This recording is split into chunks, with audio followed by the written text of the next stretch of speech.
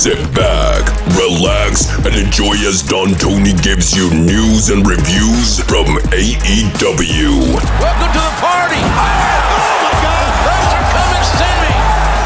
NXT. And it's over! Cross is here to ransack NXT soul! And indie wrestling. It's Wednesday night, Don-O-Mite. Know what's happening in the world of wrestling without the hate and clickbait. And now, your host, Don Tony.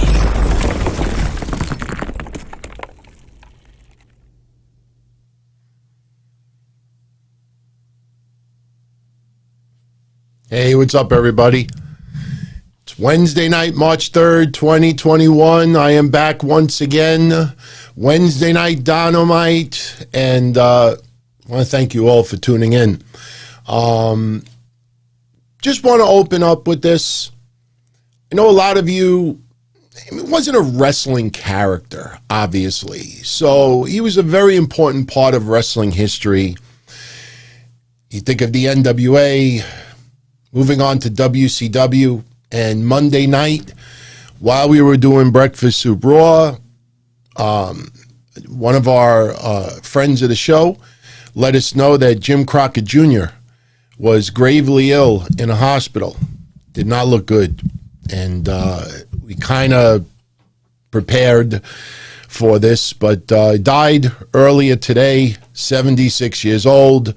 So, you know, rest in peace. Rest in peace. I mean, obviously it wasn't a major name in front of the camera, but growing up as a wrestling fan, you know, just Google Jim Crockett Jr. and you understand how important he was for pro wrestling. So he died 76 years old. You know, rest in peace. It's the only way to put it. Now, I want to welcome everybody to tonight's show. I'm kinkering with the intros. I'm kinkering with even like little chats. Garth Overstein, he said, hey, can we talk about the NWA coming back? Maybe, even though Jim Crockett Jr. had nothing to do with today's NWA, maybe as a little tribute to his passing, we could open up talking about NWA and the news that broke yesterday. And you know, here, we don't sugarcoat it. If it seems like a good thing, we will praise it. If there is some smoke and mirrors, no matter who it is, what promotion it is, we will talk about it as well. Now, one thing I will say, if anybody noticed, about a week or so ago, I changed the intro, the banner. You know, we're going to be tweaking it. Yes, I'm going to do the traditional thumbnails that you find on YouTube with the big block letters. I just haven't found the time in a week to do them. But if you notice, I removed the Wednesday Night War part of the banner. You and I have been talking about this for 6 months. I don't know why suddenly it's become major news. But WWE has talked to the USA Network in the past about moving NXT to a different night. It's not breaking news. You know, just because a podcast says that, oh, it looks like April 13th is going to be the day, and it could very well be that day. But business-wise, anybody that thought that the USA Network was happy and content with that kind of viewership on primetime television on a Wednesday night, they could do better. So what does this mean for Impact Wrestling? Impact Wrestling, in my opinion, had a bad week. Bad week. But before we talk about Dynamite, and look, let's call it like we saw it. Jade Cargill, I think, impressed us all. Now, for everyone that's going to say out there, oh, WWE, you missed out on somebody huge. You missed out on somebody big. You missed out on... when Jade Cargill, you know, in the discussions were at WWE, she was not in this in-ring, I don't want to say shape, but she has drastically, you know, committed herself the last year to, you know, putting it all together. And look, if you look closely, you know, it wasn't perfect tonight, but you know what? Someone having her debut and putting on the performance she did, spectacular. Even Red Velvet, with the exception of the little tapping before moves were going on. I don't know if you all saw that. Yeah, we saw that. But Red Velvet did a great job too. Shaq going through 2 tables. Now, I don't know if I like that. I was going to pop like the Papa Shango stuff with the ambulance. Papa Shako, like he disappeared from the ambulance. And then there's no payoff tonight. I don't know. By the way, yes, I'm wearing the Dexter Loomis shirt today. Honestly, and the only reason why I'm showing it is because yours truly was the first podcaster to be fully vaccinated. I think I'm the first podcaster to have one of these. I think they're only being shipped out now. I was going to wear it tonight, but MSK was not on the show. So, yeah, Shaq no-sold the ambulance. I don't understand what that was. They just wheel him in an ambulance. He's unconscious. And Tony Schiavone, we got to get some type of an update. What update? They just wheeled him in an ambulance and he's unconscious. There's a couple of, I think AEW, seriously, and I mean this. And look, who am I? Seriously. But just an opinion. AEW needs to realize that in a lot of ways, less is more. It seems like they many times they always got to try to add that extra little thing. Sometimes a segment can end the way it is. Didn't need this controversy. Where did Shaq go? He disappeared. Anyway, shout out to Crazy Cruiserweight. Crazy Cruiserweight feels, wait, hold on. Something weird over here. Papa Jr., actually, you know what? I know what it is. Crazy Cruiserweight's comment has not surfaced yet, so we could bring up Papa Jr. Papa Jr., Tony Khan in his latest Impact Wrestling ad says the forbidden door, he's the forbidden door and swings both ways. Why does that seem old? I think that's old, to be honest with you. You know, I hope we don't have any problems with Super Chats tonight. Do I have to search? You know what? I could do it this way. All right? Crazy Cruiserweight. NXT felt lackluster tonight, starting with Lorcan and Birch to open the show. Wasn't the thing to do. And he also says, rest in peace, Jim Crockett. Let me tell you all something, seriously. And I'm doing that, I'm trying to reload something here to see why something didn't just pop up. You know me, I'm always a stickler to details, so we'll see. I can figure it out. But anyway, I'll be honest with you. AEW, I don't know how many of you saw AEW close out tonight. That was a really strange way to go off the air. I mean, I get it. You got a pay-per-view Sunday, and you have some type of a battle royal thing, but I'm just confused. Like, why would you not have Kenny Omega and Moxley close out the freaking night? I totally don't understand that. You go off with John Silver and Hangman Page versus Mark Quinn and Matt Hardy.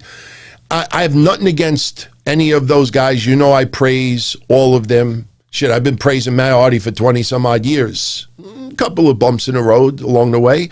But man, what a weird way to go off the paper, this show. No Moxley and Omega? Oh, God. Especially you're going up Balor versus Roderick Strong on the opposite side. Oh, man, I don't know. I thought that was really, really goofy on their part. So anyway, let's talk briefly about NWA.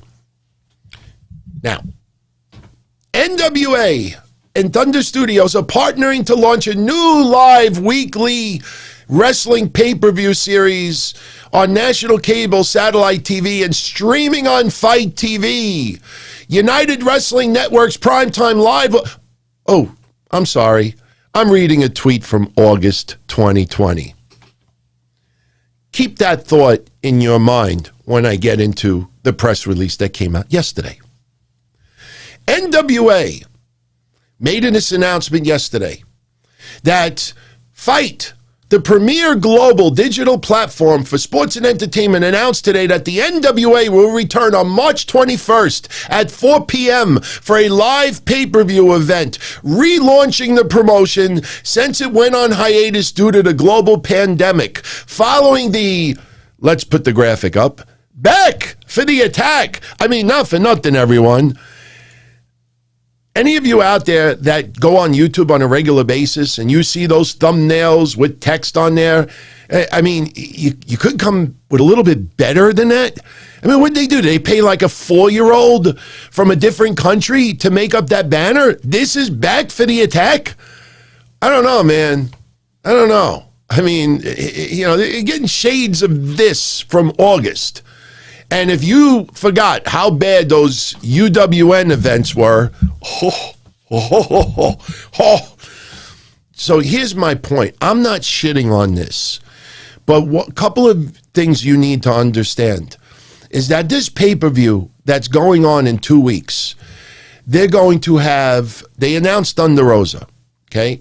They announced Nick Aldis. They announced Aaron Stevens. You know, they announced some of the wrestlers that we have seen, but they've announced all of the wrestlers that we have seen back in August and September with that UWN garbage. Not only that, in 2 weeks when they do this, there's no fans in attendance. There's no soundboard piping noise. This is an empty arena with NWA people on it wrestling. Now, they did say that Power is going to return, but from what it seems like right now, and for those out there, and this is why I always say, do I want to be first or do I want to be right? NWA removes their Patreon content earlier this week. They removed some content on YouTube earlier this week. And you have all of these podcasters and goofs all jumping the gun, this, blah, blah, blah, blah, blah. Now you understand the deal that they have with Fight and the content that's being put over there. You know, people need to relax and wait until things formulate. But I'll say this. You know, if they're now going to do paid episodes through Fight and the pay-per-view through Fight, I'm just telling you my honest opinion. You know that I am a big fan of the Billy Corgan NWA era. We talked about it last year before. You know, unfortunately the pandemic hit, but you know, when Billy Corgan does an interview and say that finances was never in peril. You know, when you don't spend the money during a pandemic, it's not hard to say we weren't in any financial peril. If you close everything down and spend nothing, you know, of course there's no financial peril. If you pull the goddamn plug and the promotion never comes back, that doesn't have to be financial peril. That almost sounds like Dixie Carter's cash flow positive remark that we ripped to shreds back in the day. And here's another thing. Is this really back for the attack? Seriously. Or is this just to get it back for a little payday? And I'm not saying there's anything wrong with that. But this does not feel like the promotion is going full steam ahead, back to normal, weekly shows. This sounds almost a repackaging of August 2020. I'm just telling you like it is. I won't make a lot of friends in the NWA because of what I'm saying. I don't wish them ill will. I want to see it blow up again. I want to see it full blown. I want reason to want to tune into that stuff. But they just announced, think about that press release in August. This bombshell deal, NWA and Thunder Studios, 150,000 square foot area, and their production company partnering to launch a new weekly series wrestling pay-per-view. Hey, you did guts with it. Fight TV obviously is legit. Fight TV also has tons of different programming. They ain't stopping what they're doing just for NWA. So I say this with all due respect. Let's take a wait and see approach. let's see what happens with the pay-per-view 2 weeks from now. Let's see what happens with the TV episodes after that. And let's see if it's really back from the attack or this is, let's grab some Patreon money. Is this Patreon repackaged? Is this UWN repackaged? It awfully feels that way right now. Awfully feels that way right now. Camille will be there. Nick Aldis will be there. We'll see what happens. We'll see what happens. So we covered NWA. Let's get that out of the way. No rep. No. Thunder Rosa signed back with the NWA. That's why she lost the tournament. No. You don't bring in Ryo Mizunami all the way from Japan to the United States just to lose a match to Nyla Rose. All right. I wrote a week or so ago that Ryo Mizunami, don't call me the Mizunami, her and Hikaru Shida will tear it up. This is, and for people that don't understand this, you got New Japan involved. All right. You have Japanese wrestling involved with AEW.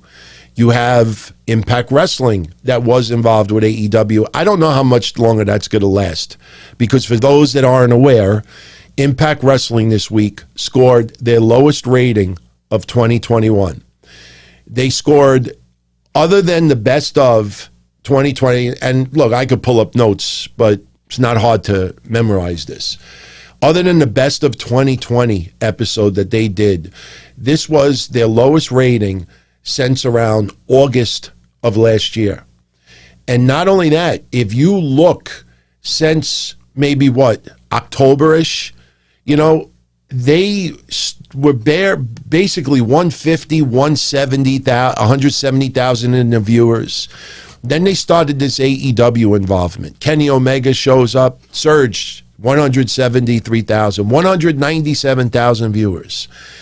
Tony Khan does weekly things, 175,000 viewers. Now it trims down a little bit.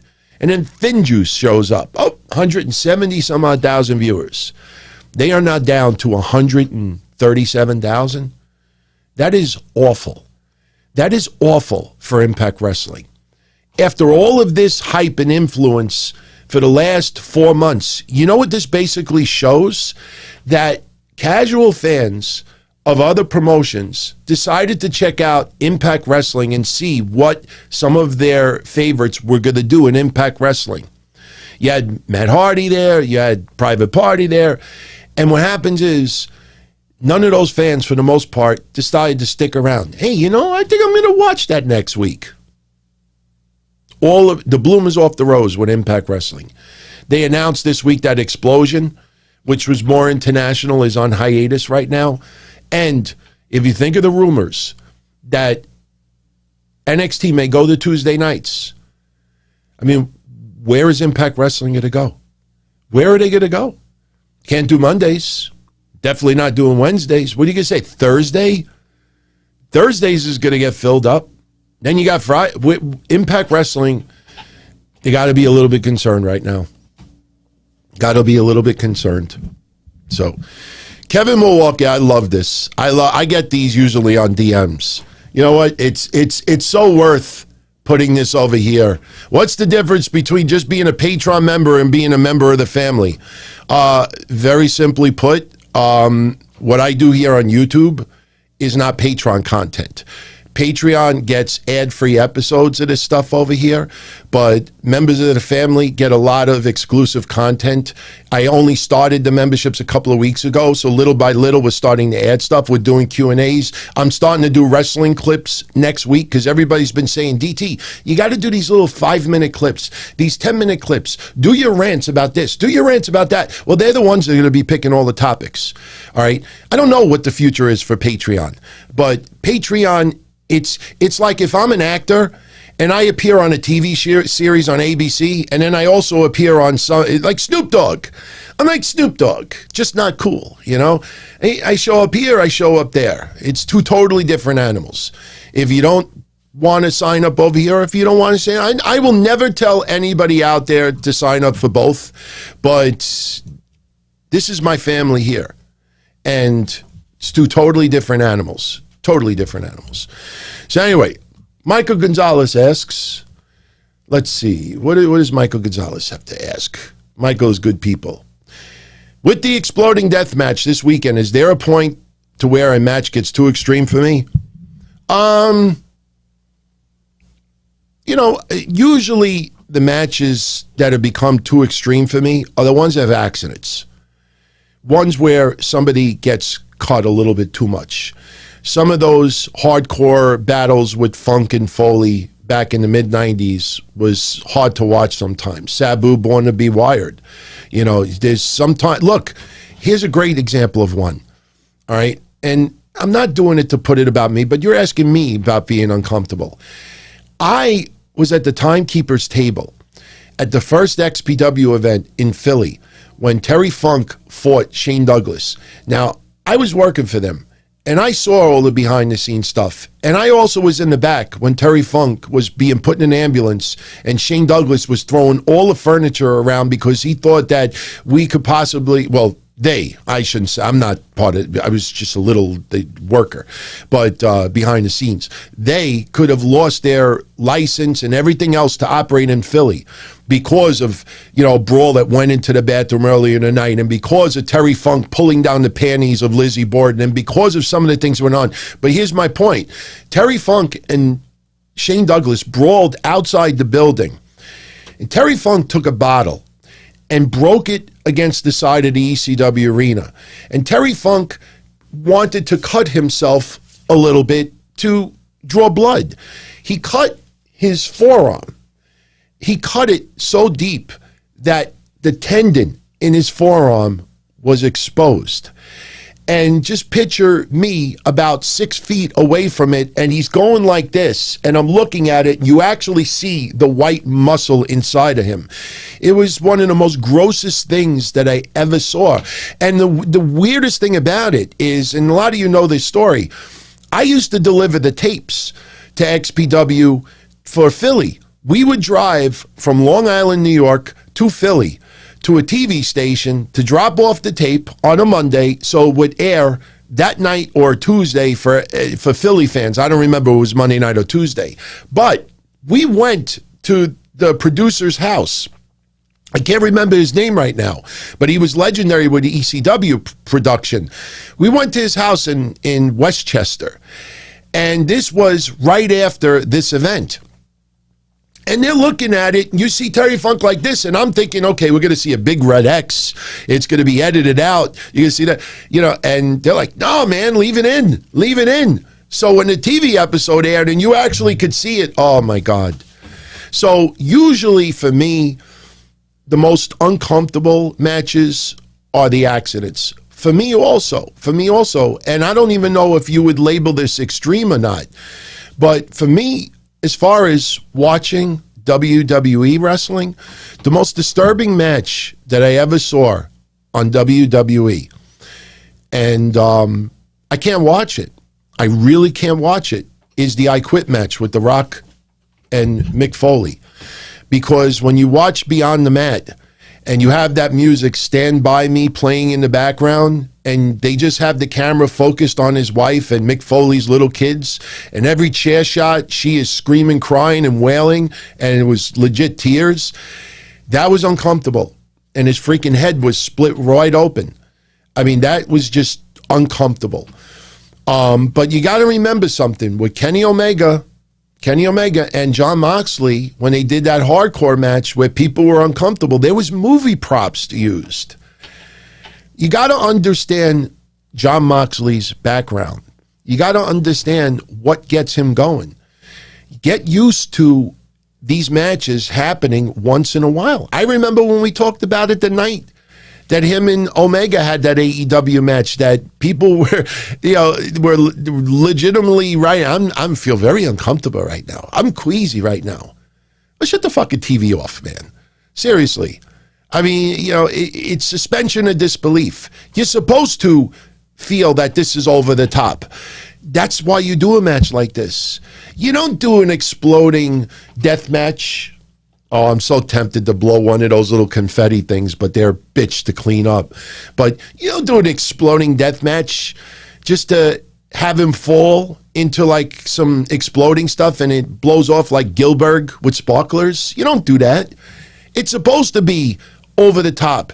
That's supposed to make the feud, the vendetta, the hatred feel even worse. That's why I thought AEW made such a mistake when Kenny Omega announced that match to Moxley, and Moxley's being held back, and Moxley should have had this perverted smile on his face. Like, you don't know what you just did. You just literally threw a nice piece of ass in my face. That's how I look at it. Usually the most extreme are result of accidents. And trust me, all those chair shots, The Rock did not plan on splitting Mick Foley's head open. But that's just disturbing. That's over the top, in my opinion. So, anyway, so we talked about NWA, and as you could notice tonight, I'm actually going through these a little bit faster. I did get Verizon Fios put in today, so I'm really excited to see what happens with Mish's connection on Monday, because now I could have him going at full-blown speed. A lot of people don't understand that too much high of a connection, that's how you get buffering. For anybody that watches my stuff on a weekly basis, you remember a couple of months ago, every time I tried to play a video clip, you'd get buffering. And that's because it eats up all of the data that's being transmitted. You upload a big file and you start playing it for everyone, all that data's got to get transmitted from my computer through the net to you. So now my connection is about 50 times more powerful. Yeah, no buffering so far. I don't think we'll have any problem. The only thing I didn't do is I didn't run the cables yet. I literally have my Fios box behind my couch in my living room, and I took the wire and I ran it into my bedroom. I didn't run it through walls. If you actually try to walk in my bedroom right now, you better watch where you're going because you'll trip over the wire. There's just wire going through my house. But anyway, so I want to end tonight as quickly as possible. But don't forget, tomorrow I'm back with AMA Q&A. And if you notice back there, we got the ball thing. So now whoever wins gets a choice. They could spin the wheel, and whatever it lands on, they win. Or they can do the balls. The balls are numbered.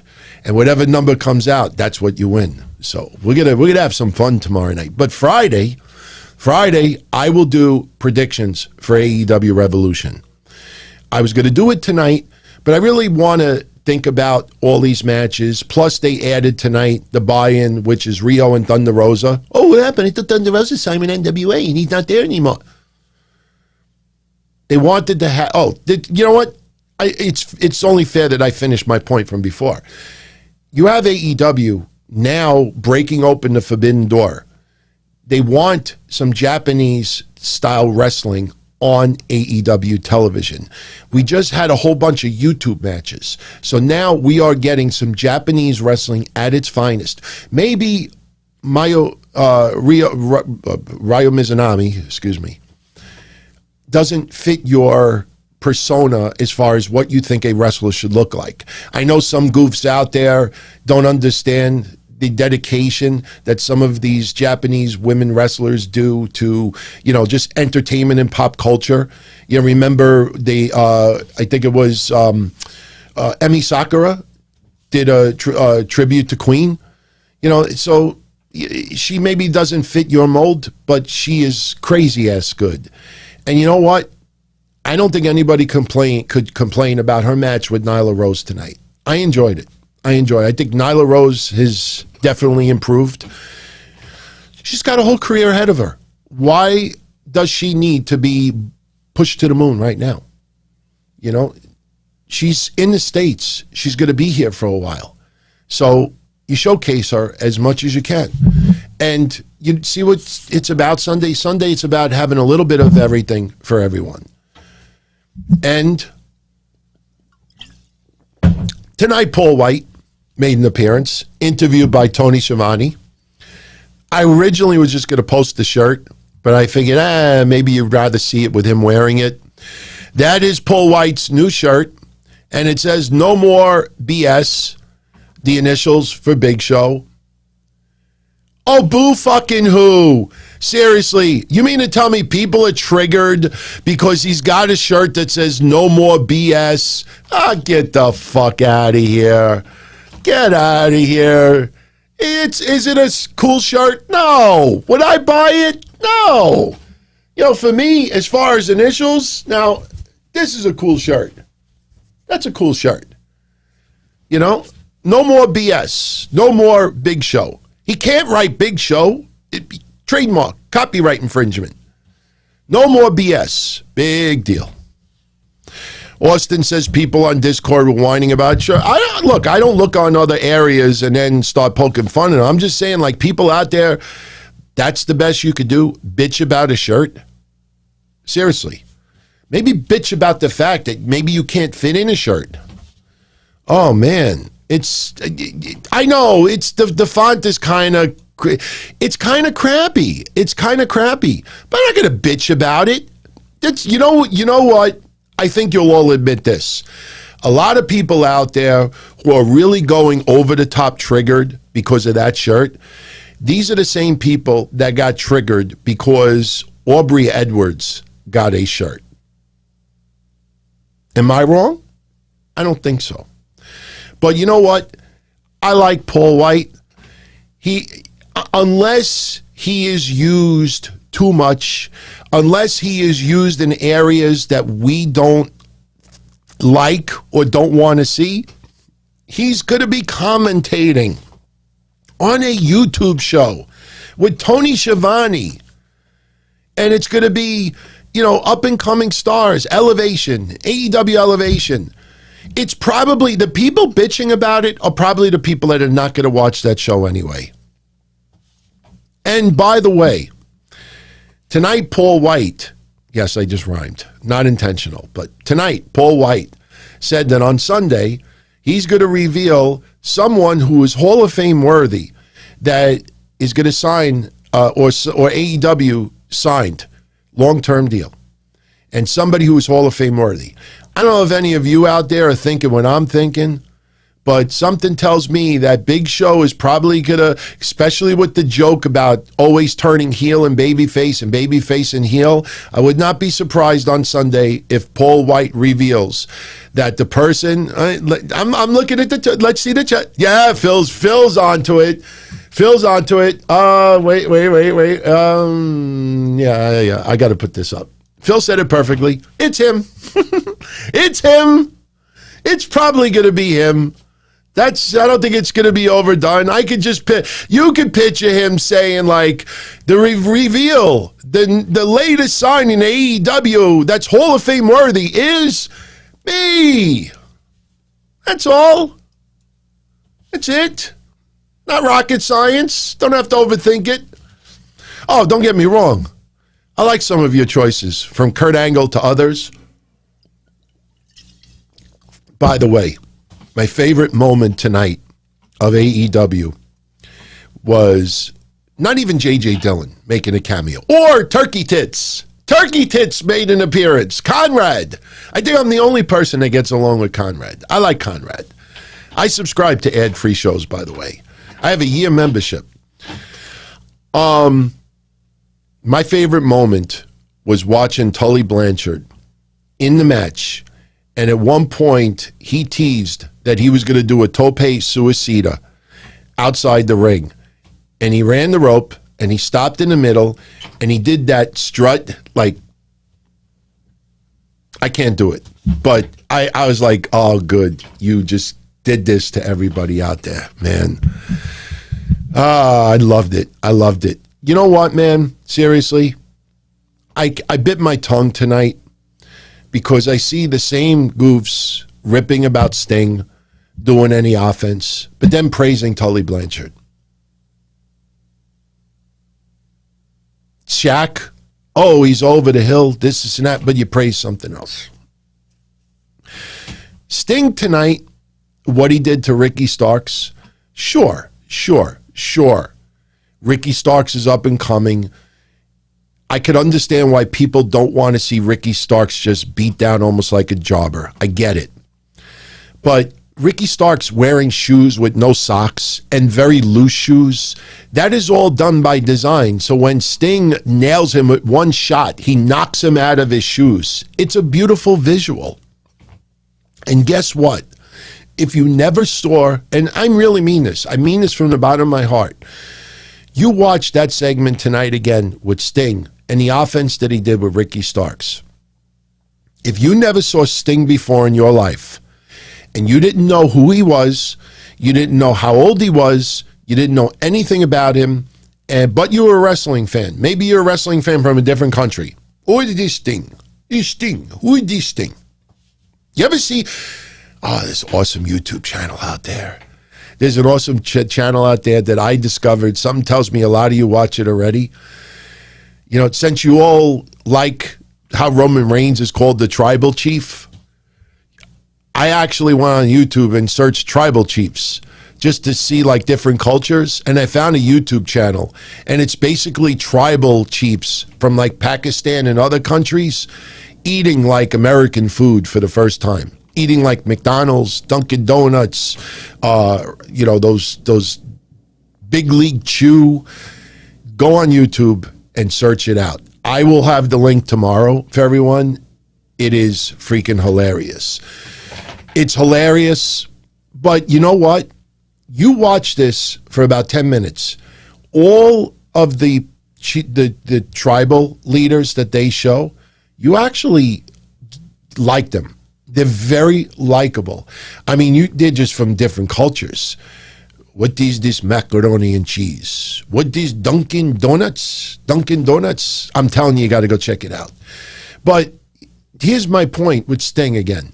If you were a wrestling fan in a different country, never heard of Sting, don't know anything about him, don't know how old he is, don't even know his name, but you were a wrestling fan and you would have saw what you saw tonight with Sting and what he did to Ricky Starks, you would have had no problem with it whatsoever.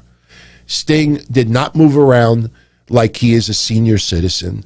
Sting did his moves like he always did in the past. And this goes back to the first time we covered Sting signing with AEW. I said it again before, and I'll say it again now. Sting, in his entire career, I've been watching his career since like the middle 80s. The one thing you have to say about Sting, maybe some of the, storylines over the years, the Joker thing, it was hit or miss. But one thing about Sting, that man knows his body. And there's never been a time in his entire career, there's never been a time where Sting went out in a match, whether it was against Abyss or Ric Flair, or it's against Ricky Steamboat or Ricky Starks. There's never been a time where Sting went out there and you say to yourself, why is this guy out there? Like, does this guy realize that he can't do it?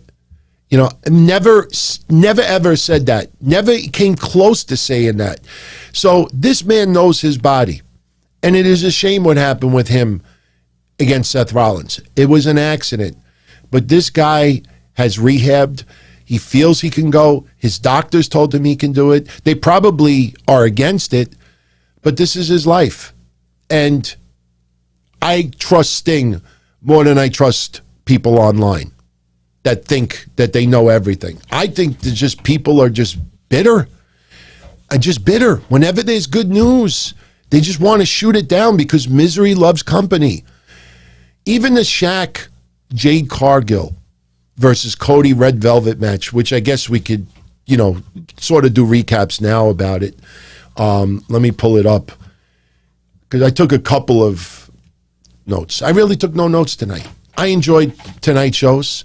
There was a couple of moments on both sides that were kind of but Shaq and Jade Cargill, so many people crapped on this for the last couple of weeks.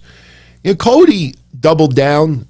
Cody doubled down, did an interview today or yesterday, and said that this is going to be the greatest match or the best match the celebrity has ever had. Pat McAfee tends to differ.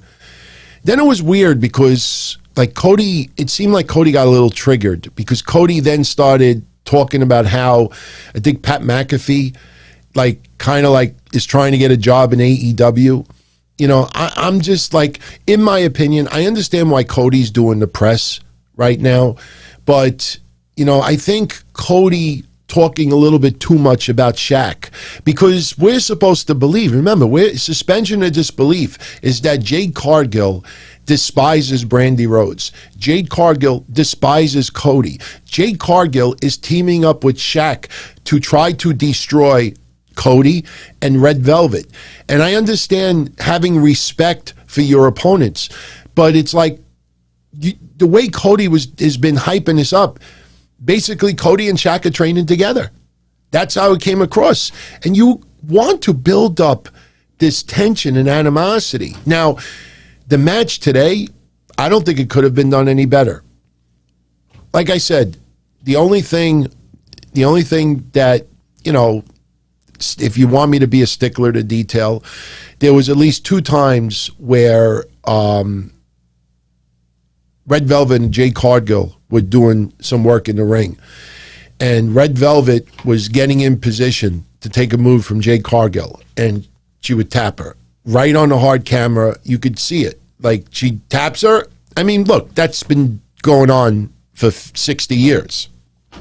But when you see it clear like that, you know, and even with Shaq, when Shaq got put through the table, you know, Cody immediately went over to Shaq, "Are you okay?" And that's the right thing to do. And Shaq tapped him on the back as well. So, you know, I wish the cameras would be a little bit better. It's not the wrestlers' faults, obviously. But man, Jade Cargill, you know, kind of reminded me, you know, of, I'm trying to think like a real bodybuilder, like somebody who has 1% body fat, maybe narcissist Lex Luger, like every move, maybe Big Papa Pump to a certain extent. You know what? She probably needs to do the push-ups also. Seriously. Every time she landed a move, she talked to that camera, and you could tell that this was the chip on her shoulder. Basically telling everybody out there, for all you motherfuckers that said that I wasn't going to amount to anything, that who is this you know, just making jokes, or, you know, oh, you know, the WWE didn't sign her for a reason, this and that. She's a beast. She's a beast. She fights slow. That's what someone her size is supposed to do. Not everybody has to go full-blown, full speed ahead. There's a lot of psychology in that match today. Red Velvet did a fine job. Honestly, I still, if I could change anything tonight with AEW Dynamite, I would have had Cody and Red Velvet versus Jade Cargill and Shaq to close out the show. Or you have Omega and Moxley have a pull apart to close out the show, but the last match I would have put, just close your eyes and just envision that momentum just leading up to that match, Shaq getting put through 2 tables, fuck the segment with Tony Schiavone standing in front of the ambulance that was not needed, and then you go right to Moxley and Omega having a big pull apart. If you even want to, if they would have rotated this a little bit, oh my God. Max Caster beating 10, you know, that's interesting, very interesting, you know, for that ladder match. You know, it was nice to see Brody Jr. tonight again. You know, that was very nice to see. But I think if they would have shifted a couple of things, the Young Bucks, Jericho and MJF segment was, man, they hyped up that match so good. Yeah, Lion, I will say this too. The only thing I didn't like, good observation though, the only thing I didn't like also is that when Jade started setting up the first table, and then Red Velvet set up the second table, Red Velvet got a little bit caught because the table, you all saw that, the table's a little bit too close there, and she's trying to flip it over to put the legs on the floor, and QT Marshall had to go over and help her. But the only thing I didn't like about that segment, Can you all guess what it was? The referee. Why is the referee not counting the 10 while they're outside the ring setting up furniture? This was not a no DQ match, once again, as I said before. Just make it a no fucking DQ match. Just make it a no DQ match. I don't, like, they're setting up furniture. Jade Cargill, is taking her time and definitely counted more than 10, and the referee's not doing nothing. Not doing nothing. So, Shaq and Jade Cargill, opening match. We had a little bit of outside antics going on. Shaq goes out. By the way, Shaq, look, we've seen Shaq in some commercials recently. We've seen him in skits. We've seen him in other segments, and he's had a nice little belly. Shaq looked like he lost about 10, 15 pounds in the last month or two. That motherfucker looked to be in phenomenal shape. He didn't walk around slow like a turtle like some people were saying. No, it's supposed to be methodical. You're a monster that size. You take your time. You don't run the ropes. Cody's selling like $1 million for the guy. Shaq looked like a monster. I loved it. There was nothing wrong with that match whatsoever. If you fine-tune it, obviously it wasn't perfect, but seeing Shaq go through the two tables and seeing Jade Cargill, with the wheelbarrow facebuster onto Red Velvet for the win, it was excellent. Now, would I have done away with Austin Gunn hitting Shaq in the back? I just rhymed again. Shaq in the back with a chair? Probably. And it was just funny because QT Marshall, who dat? He's got to get TV time. Shaq is like choking him, and I'm like, finish the job. Just throw him over the thing. And the referee just like broke it off. I like it.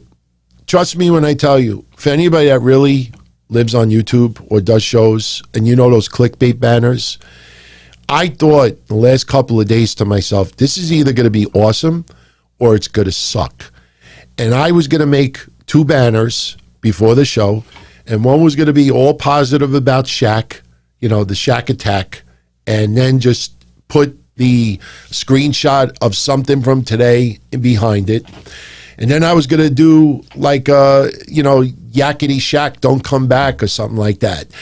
And I said, nah, you know what? I'll do the traditional, boring Wednesday Night Dynamite banner instead. I'm so glad that I resisted. The match was a lot of fun. But remember, and Ted Turner in the chat and everybody else, remember what we said for weeks and weeks and weeks. This was not going to be pay-per-view main event quality. It was going to be a novelty match. It was to highlight Red Velvet, Jade Cargill. I said that almost probably every week for the last month. That match was about showing Jade Cargill and what she and Red Velvet can do. And we got that and 10 times more. I enjoyed it. The only thing I kind of wished, I know it's impossible for it to happen, but would have been funny if we got a run-in from the General. Seriously, I would have popped. Use computer forensic, the computer technology. Splice in the General. Have the General try to make a run-in and Jade Cargill just kick him in the face. Let those wooden teeth like fly out of his mouth. I hate the fucking General. If I had to buy car insurance and the General was this one, maybe in the corner they had some people there. Maybe, you know what? Maybe the General picked him up. Seriously. You're like, fuck the ambulance. The General picked him up. We just figured it out, man. The General picked him up and put him in the Corvette, and they spun away. Pac and Ray Phoenix beat John, Skyler, and D3. Kind of crappy. It was just filler. It was to bring everybody back down. Everybody was so hyped up. I don't know. AEW killed it in the first segment, Ted Turner.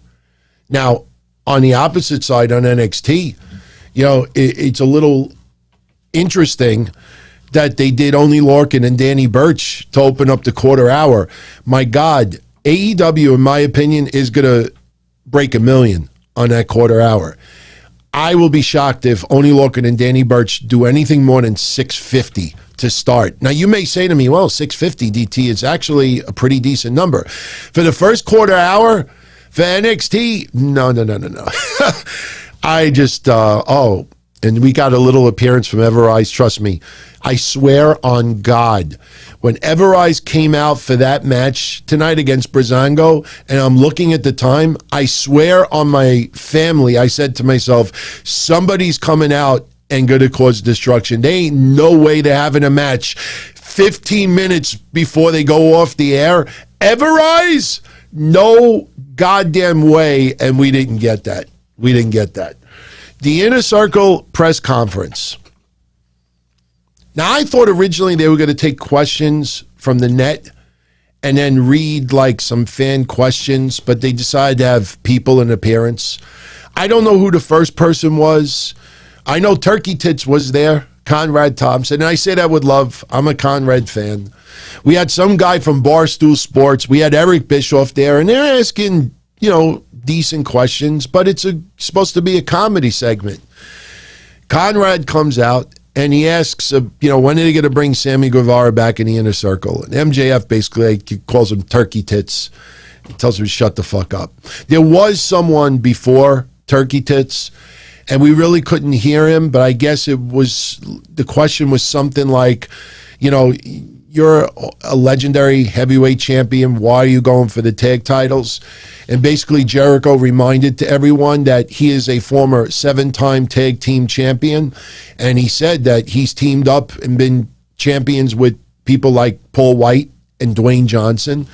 And he still thinks that MJF is his best partner. So that was the premise of the first question. I'm telling you, if there's a little buffering, I apologize. But I don't see any buffering on my end. Maybe some of you have some buffering, but it definitely is not on my end. So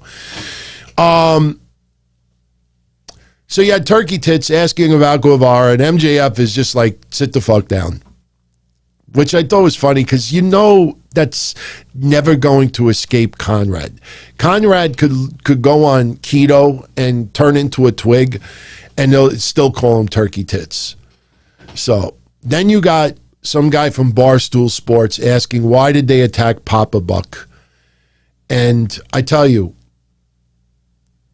I like the Young Bucks. I'm not huge fans of theirs, but their utilization of Papa Buck tonight in their promo was phenomenal. But, you have Jericho and MJF insulting the father of the Young Bucks. And then Bischoff comes out and he asks the question. All right, let's acknowledge Benjamin. Oh, the buffering is not on my part, but it's happened to several people tonight. Well, maybe there was a fucking YouTube server thing. Jesus. I mean, you know what? Just for Benjamin tonight, there you go.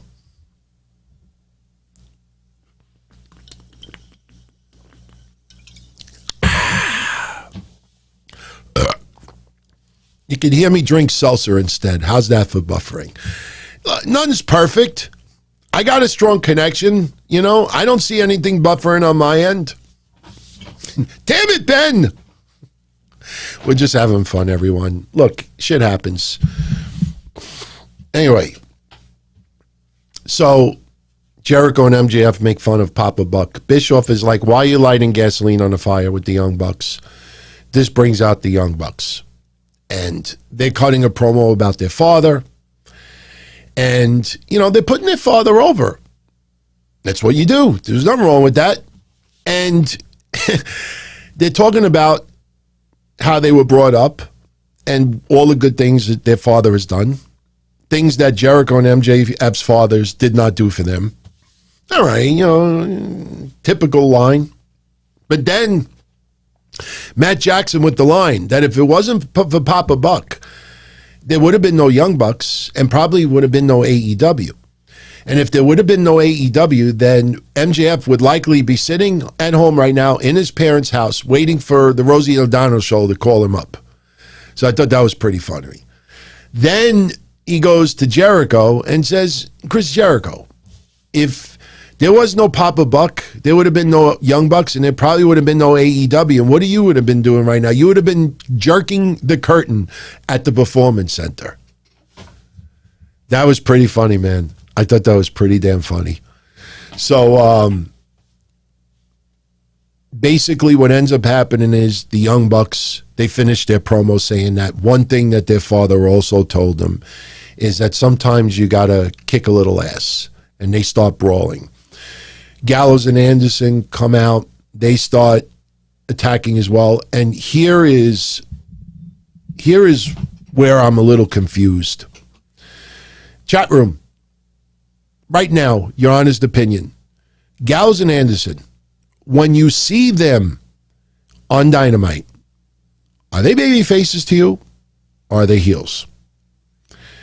I think when I see them with Don Callis and commingling with Kenny Omega, they are full-blown heels. So I'm a little confused because you know we're going to get the Young Bucks versus Gallows and Anderson. That is happening. They are going to be full-blown heels. They are going to turn on the Young Bucks. But right now, they are heels. And to see, like, Carl Anderson holding down Ortiz so, you know, Nick could splash him through a table, and Gallows is holding down, I guess, Santana, and he gets elbowed through a table. I'm like, this is a little bit goofy, because Gallows and Anderson, to me, are full-blown heels, and they're, I don't know, the Young Bucks come off as clear-cut baby faces. And I just don't understand. Gallows and Anderson probably was not needed there tonight. I don't know. I don't, Tony Gloss, there are people out there that are heels and faces, but think of the storyline and think of when the Young Bucks roughed up Don Callis, and think of when Don Callis, you know, put the Good Brothers over the Young Bucks. As far as Kenny Omega's favorite friends, everything about that relationship makes zero sense. It's not like if you have friends and one is a heel and one's a babyface, you see them together. It doesn't feel like that. Doesn't feel like. Yes, Smoking Hydro. Yes, thank you very much, everybody. If you're enjoying the show, I would greatly appreciate it if you smash that like button. The more you do that, obviously you can only do it once per show, but when you do that, you're telling YouTube that you enjoy the show, and they may in turn recommend it to someone else. So smash it, and I give you a thumbs up in return. So segment was awesome, loved it, and I tell you, I'm looking forward to a lot of what we're going to see Sunday. And I'm not trying to be disrespectful. The match I'm probably looking forward to the least is Matt Hardy versus Hangman Page, only because of the stipulation. Does anybody give a shit if, in storyline, if Matt Hardy wins whatever money Hangman Page wins? What if they hand him a check and Hangman Page got like $60? That's all you get? Well, you get that in beer, a drink. You know what I mean? Like, I don't like the stipulation. It feels so one-sided that Matt Hardy has to lose. So Matt Hardy turns broke. Surprised people out there haven't compared like Matt Hardy to Cameron Grimes yet with the money storylines. I figured I'd expect more of that right now. But so we get Good Brothers helping the Young Bucks, putting Santana Ortiz through tables, hype up Sunday. And like I said, on Friday I will do pay-per-view predictions.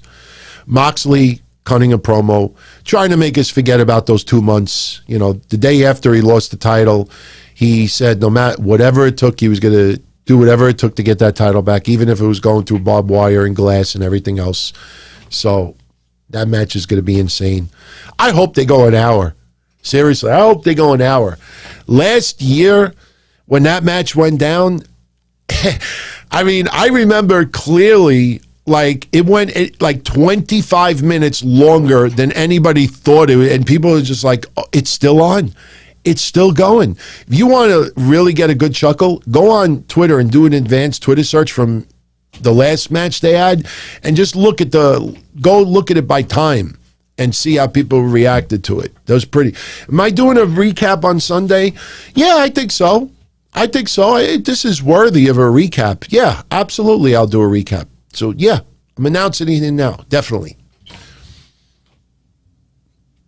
FTR versus Jurassic Express.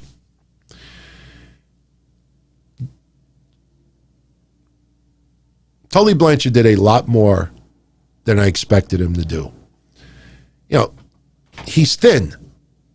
You know, I see people saying like, oh, he looks in great shape. Well, you see him out there every week. I mean, you know, he looks like he's got a 32 waist. I mean, you know, obviously he's an older man now, and he really can't take bumps. But, man, I tell you one thing I do like about AEW. They showcase a lot of the legends where a lot of other promotions just forget about them. And don't get me wrong, it's not an obligation that you have to take care of who set the table for you before you came around. But when you think about it, J.J. Dillon might have just been a cameo, but it was nice to see J.J. Dillon tonight. But you also got Arn Anderson. You got Tully Blanchard. You got Jake the Snake Roberts. You got Sting. I mean, there's no other promotion out there that respects a lot of the people from history. And don't get me wrong, I'm not stupid. I know a lot of these older, you know, wrestlers that are retired, their demands financially are nowhere near what it was when they, you know, had a career still. But just the fact of seeing some of them and they're not embarrassing themselves, I did not think that Tully Blanchard did anything embarrassing tonight at all. In fact, you know, like I said, I expected him to have a lot of interaction with Marco Stunt. You know, he did the slingshot suplex to Marco Stunt. Actually took the bump and it was fine. No, Soulfly, it's not about moving on. It's, you gotta, I'll say it like this. When I grew up as a kid, as a wrestling fan, even in the 80s, okay? Even in the 80s, you know, you had Mr. Fuji, who became a manager later on, but you know, he was managed by Captain Lou Albano. You had Classy Freddie Blassie. You had the Grand Wizard. You know, Lou Albano, like I said. You had Johnny V. And, you know, you had some other managers. You had, and this is the thing that upsets me a little bit too. I can't tell you how many thousands and thousands of people that I have come across through the shows over the last 10, 15 years, where people keep saying over and over again, man, I wish they had more managers. I wish wrestling would bring back managers. How come we don't have managers? Why can't we have managers? Why?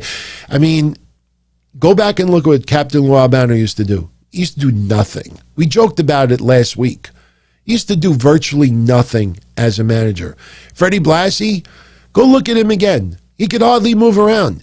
He'd be with the Cane, Pants and That Geeks. He wouldn't do much of anything. The Grand Wizard. Does anybody remember the Grand Wizard ever getting physical for the most part on anybody?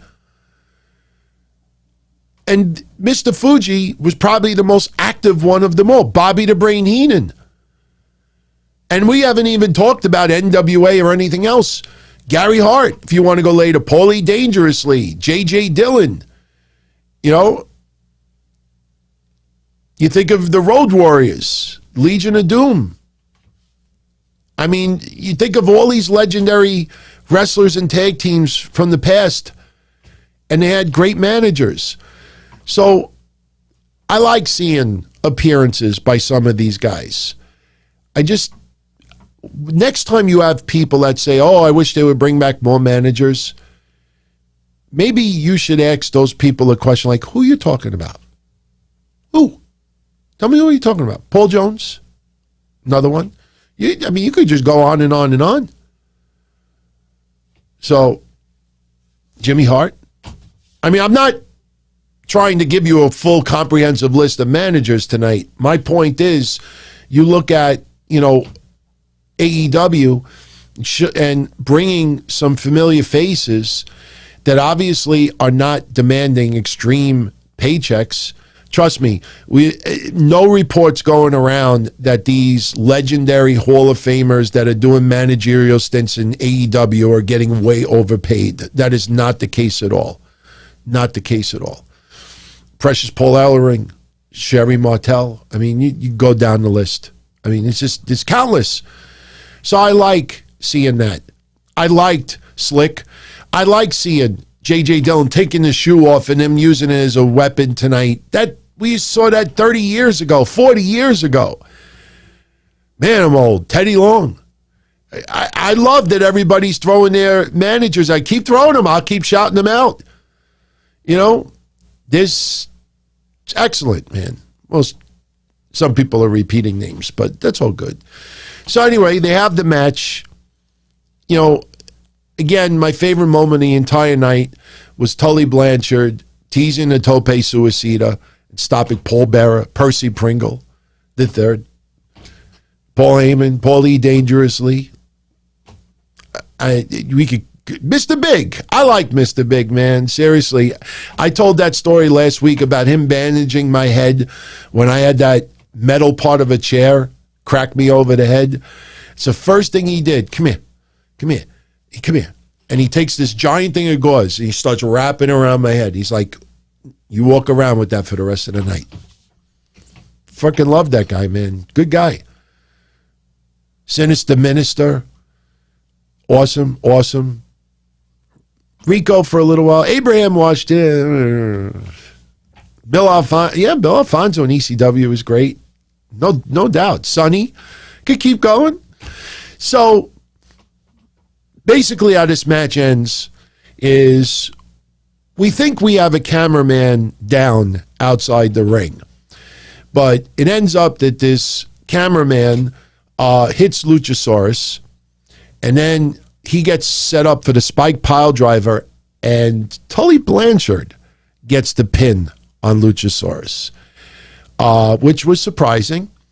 And they're posing in the ring, and the quote-unquote cameraman pulls off his face mask to reveal that it's the return of Shawn Spears. He's back. Good. Little mohawk. Are they going into Four Horsemen territory? Because I was thinking about it. Tully, FTR, Shawn Spears.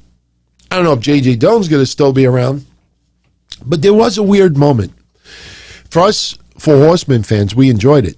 But on TV, it looked a little weird. Tully Blanchard's a heel. J.J. Dillon was helping a heel team tonight. Arn Anderson comes onto the stage, and they show Arn Anderson looking at Tully Blanchard, and they go like this, which was awesome. But I was saying to myself, Tony Schiavone goes on the stage, and I'm like, where did Arn go? He disappeared with Shaq. For people that are asking, I don't think Ric Flair will show up on AEW. I know we got some of those members, and yes, I know about that interview where he's talking about, how he didn't get even text messages from members of the Four Horsemen when his son died. I blew it off last week. Some of you got a little annoyed at that, and a few people brought it up again today. Let me just say this once and get it out of the way. The reason why I'm not making a big deal out of Ric Flair's recent comments about the Four Horsemen not texting him is because this was a mini story when Reed Flair was buried. Because at that time, people were talking about the list of wrestlers that were at that funeral.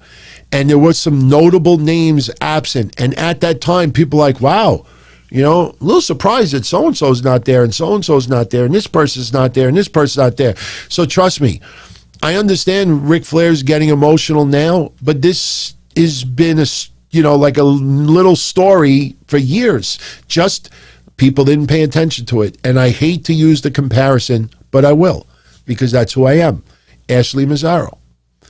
When Ashley Mazzaro, God rest her soul, and I criticized her when before this tragedy over the years, but Ashley Mazzaro, when she accused WWE and what happened overseas of getting sexually abused by somebody, I guess in the military or something, people out there ignored it, didn't pay attention to it, didn't even report it. After she passed, suddenly it became this tremendous Me Too story. If you're that outraged, you get outraged when you first hear the accusation, not after the person passes. So people out there, that's what happens when people don't care to pay attention about a story because no one else is talking about it. The minute everybody else talks about a story, they got to be in on it. And I don't do that. So now we get Tony Schiavone on the stage. I'm expecting him to interview Arn Anderson about this. Instead, he has Paul Wight. Paul Wight, we've seen him recently, so I can't say he looks good. I mean, we know what he looks like. He's got his shirt on, as I showed you earlier. It's on sale, by the way, if anybody wants to buy it. I should buy one. Just to, you know what? I will buy one. I will buy one just to wear it on the show, just to trigger some people. Thank you, Ted Turner. I appreciate it. I march to the beat of my own drum, and you, obviously. So Paul Wight announces there's going to be a big announcement Sunday. Major signing by AEW. Like you said earlier, it's not me. He's going to be like, it's me. I'm the worthy Hall of Famer. Ryo Mizunami, she defeats Nyla Rose to go on to face Hikaru Shida at Sunday's Revolution pay-per-view. Match was very good. Say what you want about Nyla Rose. Even though she hasn't had a lot of time on Dynamite, she has been working and working and working. And you could see that she now has more ring presence, not just doing spots. She's actually setting up better. The matches are more, have a much better groove to them. They had a decent match. And again, Ryo Mizunami, if you followed that whole tournament, nobody really should be. I understand why a lot of you out there want the Thunder Rosa to win.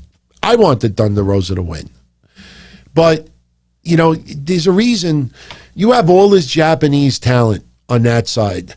You have to have a good mesh as far as an opponent. And having her go up against Hikaru Shida is going to get a lot of press overseas. A lot of press overseas. So having that match Sunday is going to be excellent. I don't think it's going to bomb.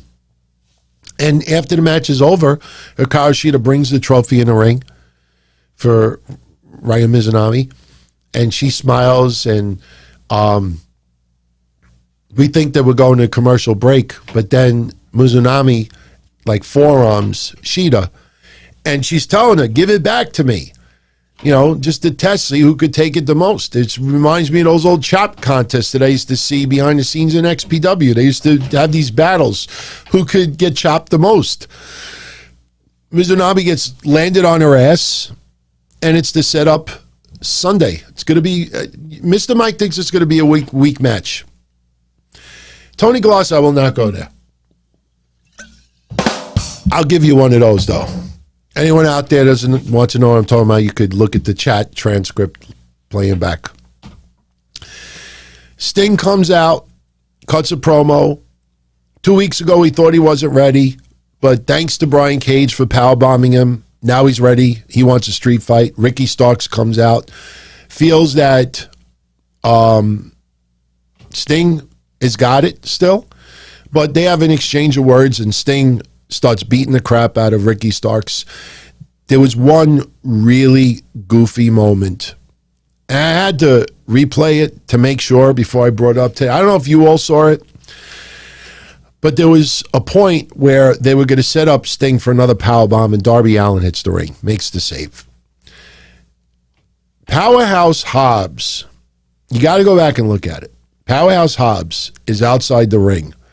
He's trying to pull Ricky Starks by the feet to drag him outside the ring so he doesn't get beat up anymore. And Powerhouse Hobbs can't seem to reach his feet. And if you go back and you watch it, it looks like somebody was holding Powerhouse Hobbs back from grabbing Ricky Starks. Then once Hobbs gets his feet, you realize nobody was holding back Powerhouse Hobbs. You got to go back and look at it. It's goofy. You'll laugh your ass off. You'll laugh your ass off. Shout out to Neil Ray. Neil, I'm sorry about the small box tonight, but I don't know, for some reason that regular one is not working all that great. Doing pretty good. My father, I saw him. I stood over their house last night. I'm there every Tuesday night, and I was with him this morning. He's taking it slow. He tried to drive the other day, and he didn't realize, like, when you look this way and you look this way, where somebody beeps and you go like this, like it's all hurting his chest really bad. The worst thing that he's going through right now is when he sneezes. And I felt so bad for him this morning. He sneezed this morning. He didn't have the pillow to like grab onto like this. And when he sneezed, you know, he was about to break down in tears, the pain from his chest, you know. So, you know, he's getting along. Tomorrow is our Freedom Day. Tomorrow will be exactly 2 weeks since we got the second shot of the vaccine. So tomorrow we're officially 100%, well, 99% immune from the virus. So, yeah, we'll talk about it tomorrow. We'll have some casual convo tomorrow. Yes, he should not be driving, Sam. I agree. But you know, you're not going to tell, nobody's going to tell my father what to do and what not to do. But I had a talk with him this morning. But, so Hobbs, go back and look at it. It would look really goofy. Because I'm like, who is holding Hobbs back that he can't reach his feet? And you realize it was nobody. It was pretty funny. Max Caster beating 10 to advance in the ladder match for the face of the Revolution. Winner takes on Darby Allin. Yes, they have laid off that it's happening at the pay-per-view. If you remember the first week, they said, you know, against Darby Allin at Revolution. Obviously, Darby Allin's already having a street fight, so he's not going to have a second match. But as you could see with NXT, they upped the ante next week. So whoever wins that ladder match has got to take on Darby Allin next week on AEW. So shout out to Southern Love. Hope your dad is doing well.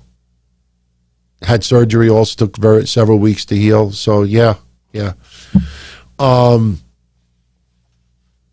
This match, you know, I like the Acclaimed.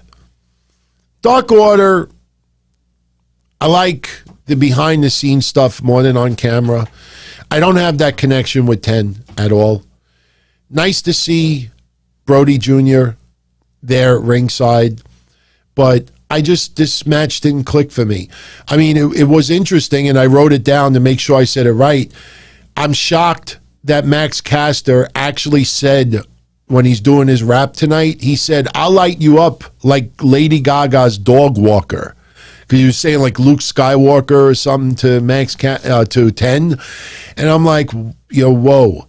You know, like, it's not even that it's too soon. But, you know, that's someone who got shot, you know, just being dog napped. Yeah, I as much as I'm a fan of the Acclaimed, I didn't think that was necessary. Wouldn't be surprised if AEW edits that part out. Maybe they will, maybe they won't. But this match, Max Caster advancing, this guy's got to put on a crazy-ass performance now. Crazy-ass performance. I want to see what he can do in this ladder match. But how the match ended was Jack Evans was hiding under the ring, and he hit 10 with the boombox. So Max Caster gets the win, and then we see Matt Hardy pay Jack Evans $4,200 because Matt Hardy's quest is to rid of every member of the Dark Order. Didn't do too well tonight, you know, especially when, I mean, obviously can't do anything else, but he runs away from Brody Jr., -1, -1. So then we get the announcements for Revolution, and The two matches that were added that I wasn't familiar of before tonight was Britt Baker and Reba versus Thunder Rosa and Rio for the buy-in match, and then Miro and Kip Sabian versus Chuck Taylor and Orange Cassidy. That will be on the pay-per-view. Friday, I will do predictions. We'll get into it.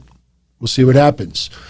Main event, like I said earlier, I just wasn't feeling it. John Silver, good guy, very well liked online, great social media following, very interactive with his fans. But there's just something off with him that's not main event to me. I'm sorry. I'm just saying it. Even like when he's brawling with Mark Quinn. Mark Quinn is outside the ring on the floor. And in storyline, John Silver is trying to grab at him. So what is John Silver doing? He's already this tall. John Silver reaches over the top rope to somebody who is standing on the floor. Obviously they get pulled down, throat first, but it's just messy. I mean, even the very end, Mark Quinn, I'm sure you all saw that, right before John Silver and Hangman Page worked together and Hangman Page hit the buckshot lariat to Mark Quinn. Mark Quinn, jumped into the corner post and, I don't know, it just did not flow. He's not that bad. It's just that, not everybody should be in a main event, period. Not everybody. And I understand sometimes you want to do tributes and you feature someone here or there that may not have had an opportunity any other way. But there's a reason why some people never make a main event. Because they're just missing a couple of little things that get them to that spot. And to just do it anyway because it feels right, it seems right, it's the right thing to do, I think it falls flat. And I appreciate everybody who's agreeing with me. It's not hate on John Silver in any way, shape, or form.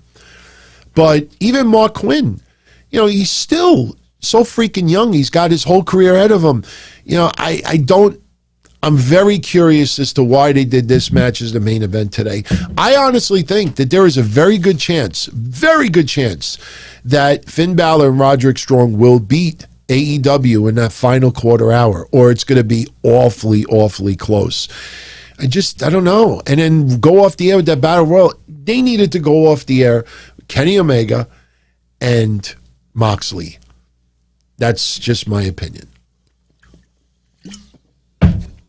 Now, NXT is a little bit easier to discuss because they have much longer matches. Opening match, I don't know, man. Oney Lorcan and Danny Burch beating Tommaso Ciampa and Timothy Thatcher. It was an okay match, but again, without Pat McAfee there, or even Pete Dunne doing something, Oney Lorcan and Danny Burch, I have the same, they're extremely talented, don't get me wrong, but they do zero for me in the tag team title department. Zero. Nothing. Absolutely not. This was a non-title match. Timothy Thatcher gets hit with a DDT. And then Imperium is on the rampway watching this match. So, I like Walter. Crazy-ass mother. I'm not into Imperium much either. You mean to tell me you're going to give us soon Imperium versus Lorcan and Burch? What demographic are you? I mean, I don't give a shit about demographics, but seriously, what demographic are you looking to gain with that? I don't know. I just, like I said, did you notice? No grizzled young veterans. Remember we talked about last week that rating? Told you. I told you. Their quarter-hour rating is going to be pathetic. Their quarter-hour rate, that's why I do the quarter-hour ratings. When you see me discuss it over 3 months, 4 months, 6 months, you start seeing the patterns. Everrise, we started picking up on how horrendous Everrise's quarter hours were. Tonight, you got to see them for 30 seconds. That's it. In how many months? They don't draw. fans changed the channel. Unfortunately for the grizzled young veterans, the people changed the channel too. They have never scored a good quarter-hour rating. Maybe if you want to do a Halloween Havoc and give them a crazy-ass match, maybe they'll do nothing. And Lorcan and Birch do 0 for me. I don't know if any of you out there are really into Lorcan and Birch, but to me, I just don't see it. Extremely talented, but this is still World Wrestling Entertainment. And the entertainment value is not there. When you have so many uber talented wrestlers, if you don't have a little bit of personality to yourselves, and not just because you beat up somebody or you have Pat McAfee for 1 week, or that's not enough. That's not enough. Without that personality factor, there's a ton of people that you could put in that same position. I didn't care for the match tonight. It was a great match, but I didn't care for it. Roderick Strong comes out. He wants a piece of Adam Cole. Finn Balor comes out instead, and Finn Balor announces that he's going to take on Adam Cole for the title next week. All right, NXT up in a notch for next week. Balor versus Cole for the title. Obviously, we'll have interference. Maybe Kyle O'Reilly makes his return next week. We'll see.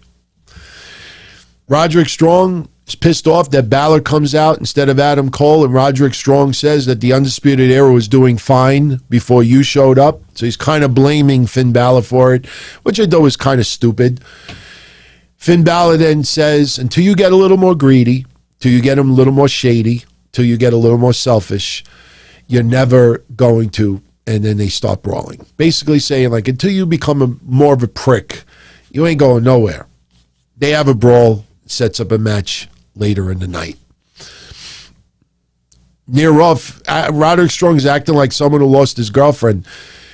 I would be a little bit bitter also, for being part of a group, part of a clique, best buddies in storyline, and then splitting up like that because somebody became greedy. But Roderick Strong has had an awesome career.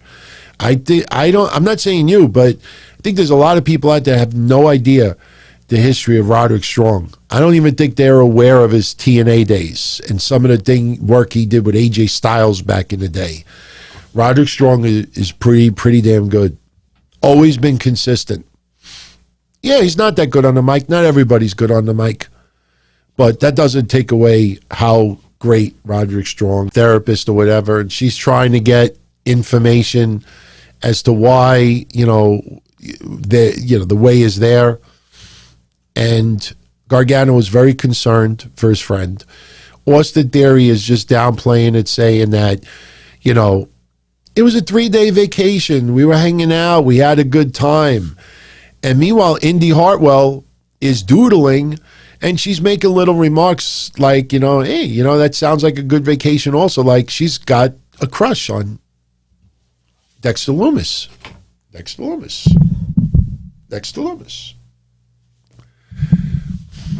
So, what ends up happening is she's doodling. Johnny Gargano insists to see what Indy Hartwell has. And she's got a piece of paper that says Mrs. Indy Wrestling Loomis or something like that.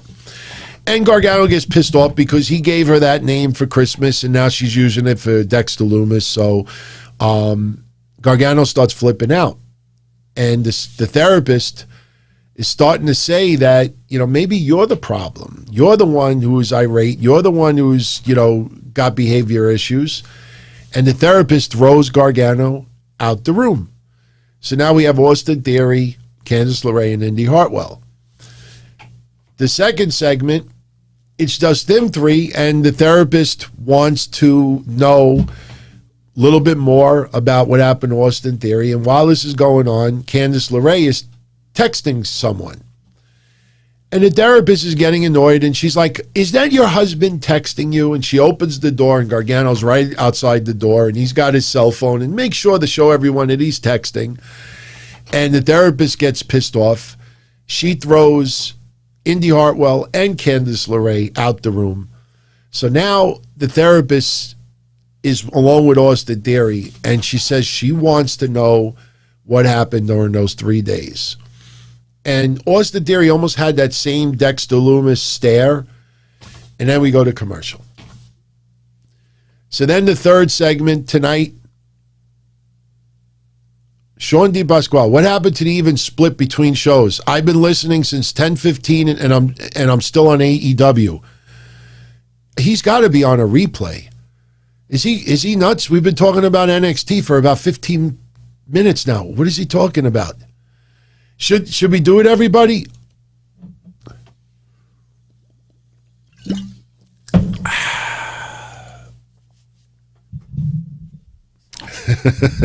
Catch up, yo! Yo, catch up! The third segment, the therapist is with Austin Theory one-on-one. And she wants to know what happened. And he's saying, look, I was in a room and we watched cartoons and I ate cereal and this and that. I was having fun. See, you know why I'm drinking the salsa tonight? Number one, I have cotton mouth. I don't feel that great today. The last 2 days I've kind of been a little run down. But I don't have the triggered graphic ready. By the way, is that buffering gone away? I haven't seen anybody complaining. You know, I don't ever want anybody to experience any connection issues. I really work my ass off to legit try to have everything as good as possible. It's never going to be 100% of the time. But trust me, on my end, I do everything possible to avoid any issues. So if it does happen, I'm truly sorry. Seriously. No jokes, no nothing. And I definitely, I know some of you are saying now you never had any puffering. I just think that sometimes YouTube, they get an overload of people tuning in. So I almost burped, by the way. Sometimes when you hear me do a pause, especially on audio only, like early, I was like, Tully Blanchard, and it was like an awkward pose. That was just me like making the burp go away. I miss the 90s too, smoking hydro. I do. I definitely miss the 90s. Maybe we'll have some fun with the 90s tomorrow.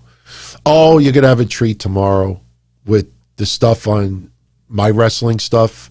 I got a clip. I know some of our members have seen it already. Me cutting a promo in a bathroom, and I pulled my pants down. It was only the second time I was ever on TV or, on camera doing stuff, and I cut a promo, and it's interesting. And there's a match as well that follows. So tomorrow you get about 14 minutes of laughter. We will laugh. I sucked. So the third promo, Austin Theory, is like, oh, we were watching cartoons, having cereal, and this and that. And the doctor, the therapist, reveals that she spoke to Dexter Lumis earlier in the day. And Austin Theory's eyes lit up like, really? What did he say? Oh, my God, what did he say? And the therapist says that, do you know why he dropped you off at the Performance Center? Because he wanted to get rid of you. He couldn't wait to get rid of you. He thinks your eating habits, your fashion sense is atrocious. Your infatuation with cutting your shirts, like really demeaning Austin Theory. And Austin Theory is starting to cry like a baby, like he's brokenhearted. So Gargano opens the door. What are you doing? What are you doing to my friend? Look what you did. You're a monster. This and that. And Candice LeRae and Indy Hartwell, walk away with Austin Theory, and you hear Austin Theory screaming and wailing like a baby, crying in tears, brokenhearted that Dexter Lumis did that to him, said that about him. And then we realize it was all a setup. Johnny Gargano takes out a wad of hundreds to give to the therapist. They were in on it the whole time. And at the very end, he takes 100 back, and he's like, video game money. And he's like, everyone, we're going to Chuck E. Cheese. And meanwhile, you hear Austin Theory crying in the background. I told you last week these were going to be good. I want to see where this goes. I know the kidnapping storyline is very creepy. especially when you think about a little bit of reality with kidnapping, or people have desired to kidnap certain people in wrestling. Like, it's a really weird situation. But the Austin Theory thing, like, oh no, we were just having we were watching cartoons and having cereal, and he's misunderstood. I don't know if they're I do know they're trying to play off that Dexter Lumis just wants a friend. There's nothing sexual about the storyline. It wasn't like end up kidnapping. They actually just hung out. Doesn't always involve some type of, it's goofy. It's very goofy. So we'll see what happens with it, but I thought it was freaking hilarious. Definitely got to shout out Neil Ray. Much love, my friend. I didn't forget about you, brother. He needs my advice in the middle of an NXT recap. He's been at this job for about a month. It's been a very tough job. Very hard sell. He works for Aramark Selling, rental mats, towels, aprons, thinking about leaving his job to go to pharmaceutical sales. Well, let me just say it this way. And this might have to do with a lot of you out there. Seriously. My fiance was out of work for 10 months because of this COVID. And the thing is that she lost her job because of COVID, never got the unemployment that she was supposed to get. And she had a couple of job offers. The problem is that she didn't want to travel to New York City because of the virus going on. She didn't want to travel on buses, on trains. If she started spending money on cabs, she doesn't know how to drive, she would have spent crazy ass amounts of money to travel, and it still would have been not safe. So she wanted to find a job to work from home. She's computer literate. She's worked in finance and banking, and she hooked up with a temp agency. Here's my point, what you were asking. She had a couple of job offers for the last 3 or 4 months, but the pay was horrendously low. The type of work, she did not like it at all. She's not a telemarketer. She didn't feel comfortable trying to sell products to people randomly on telephones. I think about all those fake phone calls that I get. I'm sure you get those text messages. You get calls on your cell phone, calls at your house to buy this car warranty, buy this, buy that. And you want to just curse these people out every time. She didn't want to do that. So she kept passing up opportunities over and over and over again.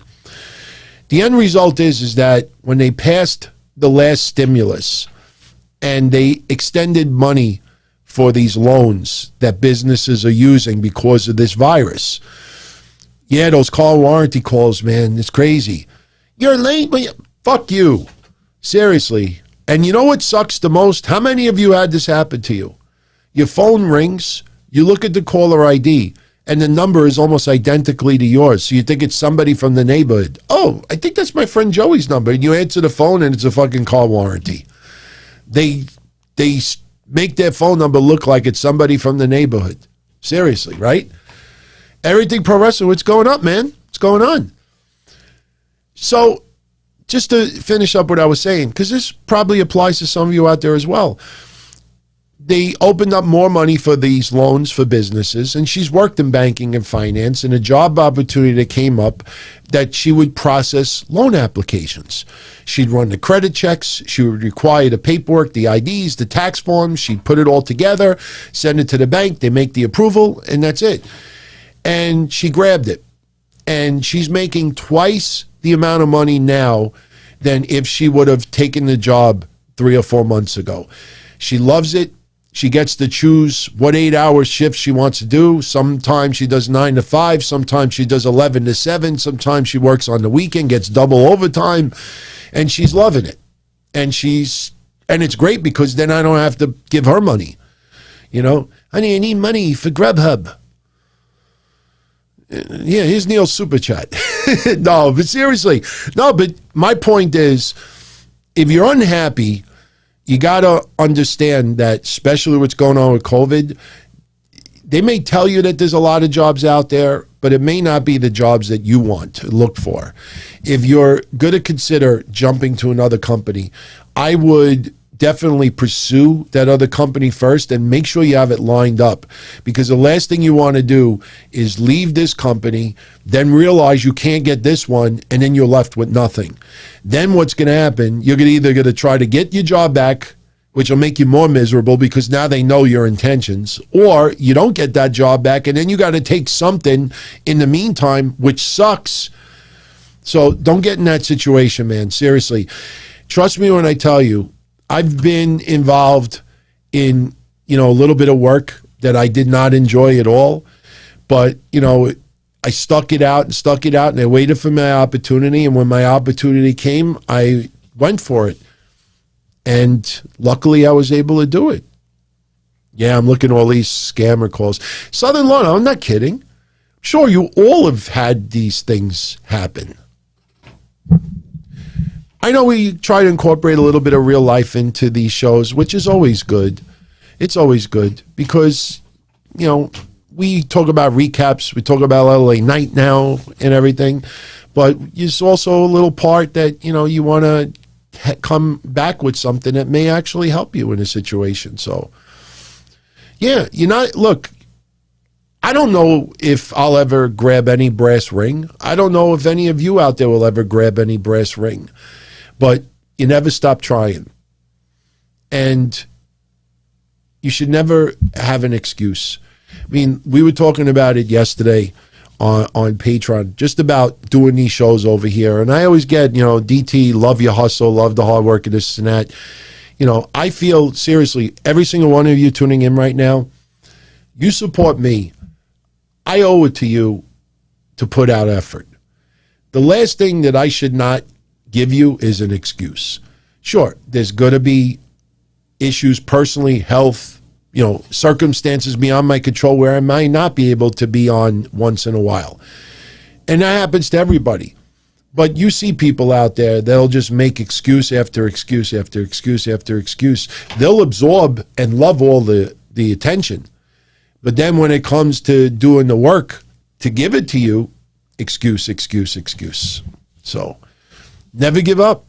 I'm telling you, Cena with a lot of those tweets, those inspirational tweets, they really are pretty legit.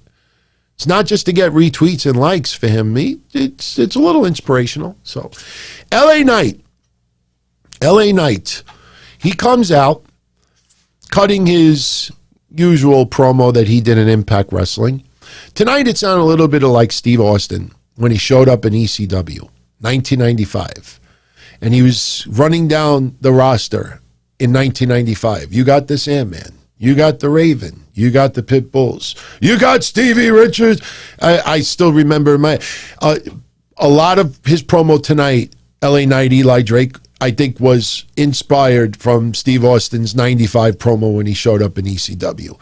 Because ECW, the biggest potential superstar. And Steve Austin didn't have a lot of flesh. Didn't have a lot of luster. He just wanted to go out there and be the superstar he always knew he could be. Kind of reminded me of that today. Austin's ECW promos were great, man. I still, my God, 26 years ago, I still remember when he came out.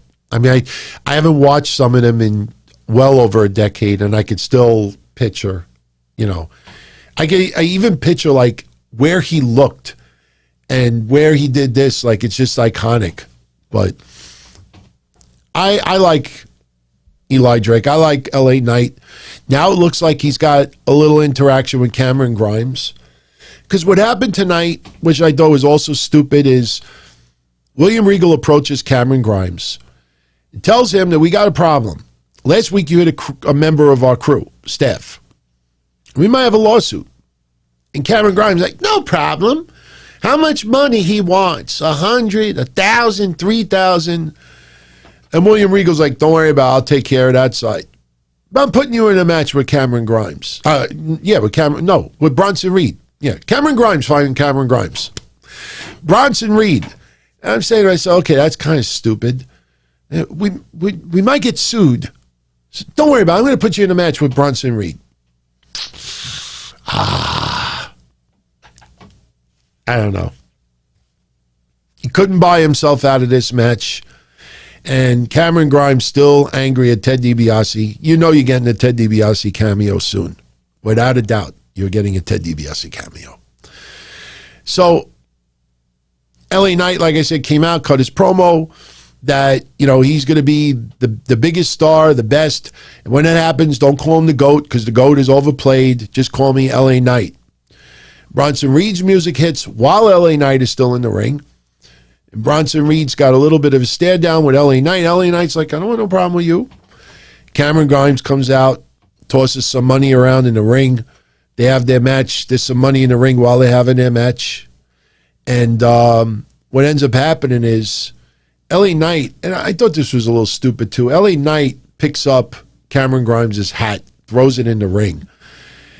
And the referee picks it up because Cameron Grimes was going to climb up the top rope and splash. Bronson Reed was going to splash Cameron Grimes.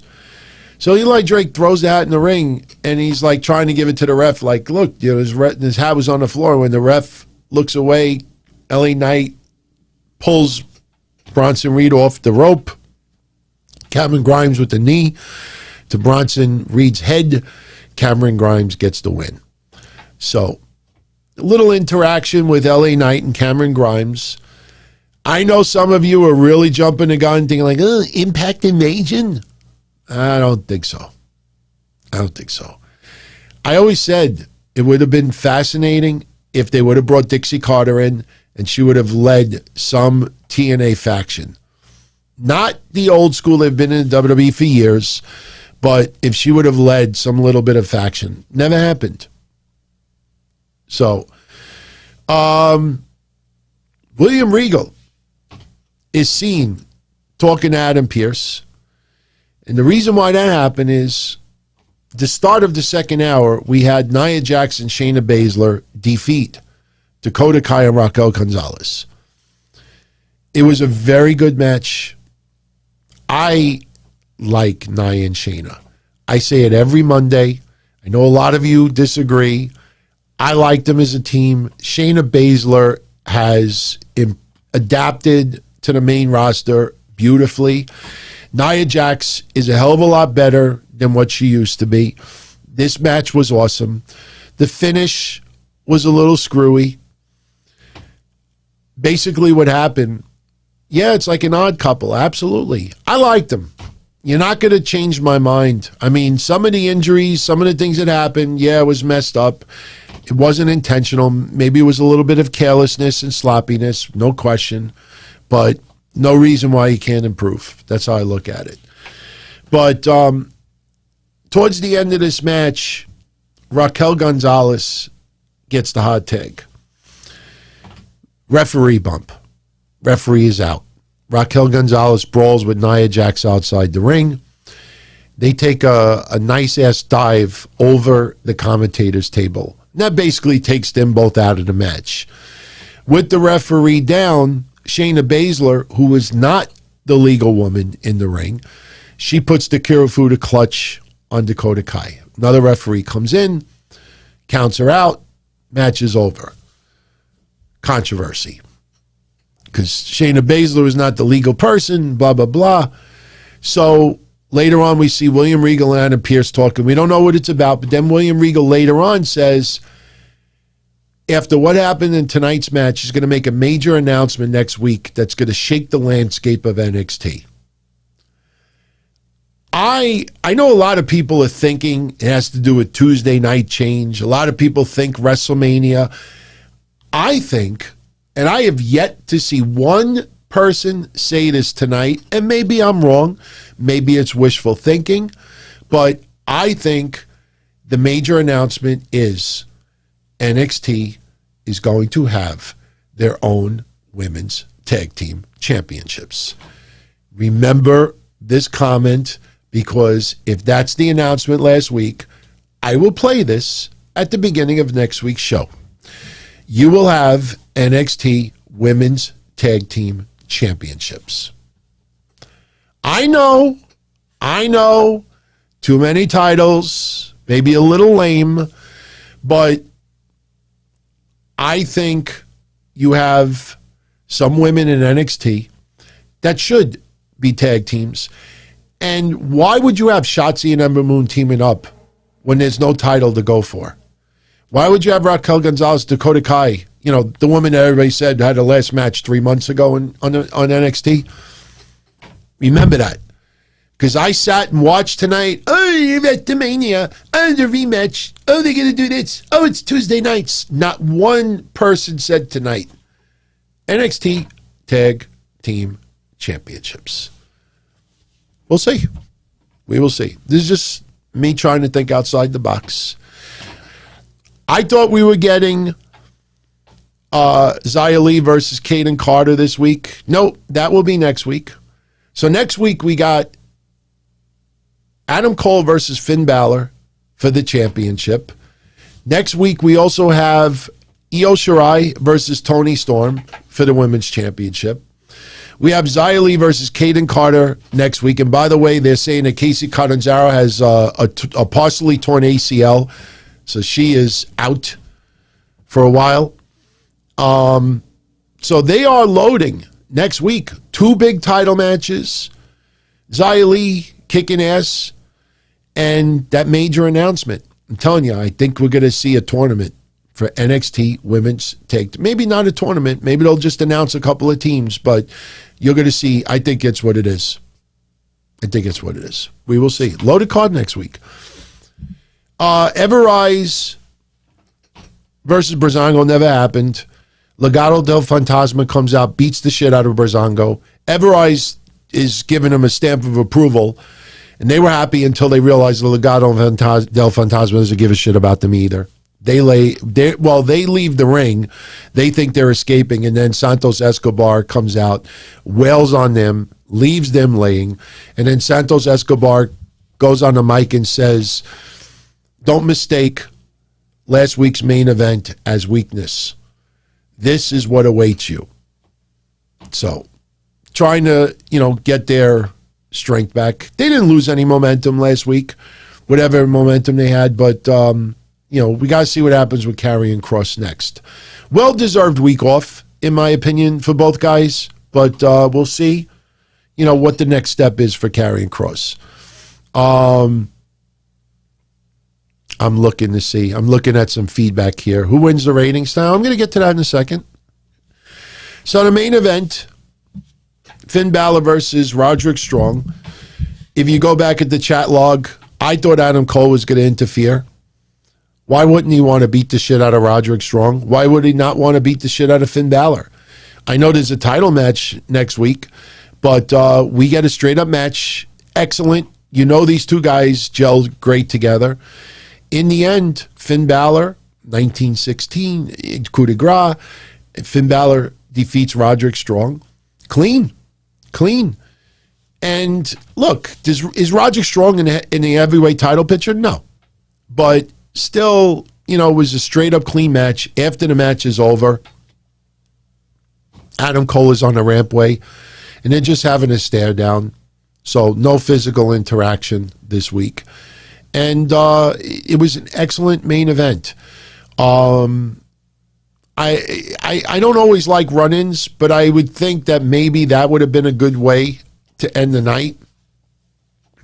And especially that Roderick Strong keeps calling out Adam Cole, and Adam Cole is not, he doesn't come out. I don't know. But next week is going to be a big week. I'll give AEW props.